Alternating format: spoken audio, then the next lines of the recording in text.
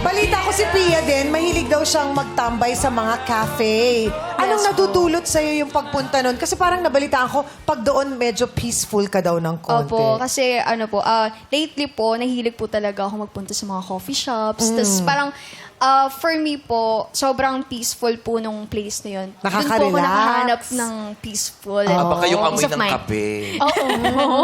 Do you go with friends? Mga barkada mo ba kasama Or mo? solo? Paano? Ano po, sometimes po.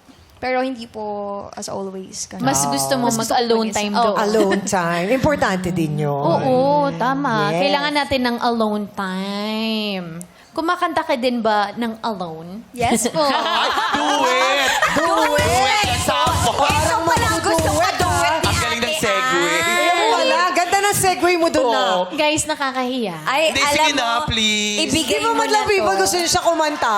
Oh. Sample! Duet na lang tayo, Pia. Kahit yung ano lang. Chorus, Yung chorus. lang. Oh, sige.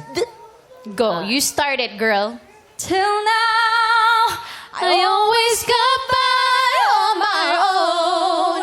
I never really cared until I met you.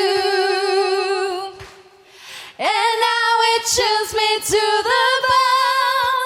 How do I get you alone? Oh, di ba? Ang ganda ng boses ko pag may kasabay ako. Tapos, Ay, standing ovation! Sa puno horado!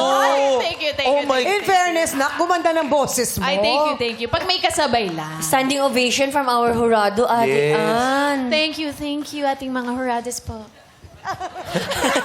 Parang naging sweet girl siya. di ba? Sweet girl siya. 17. Thank you so much.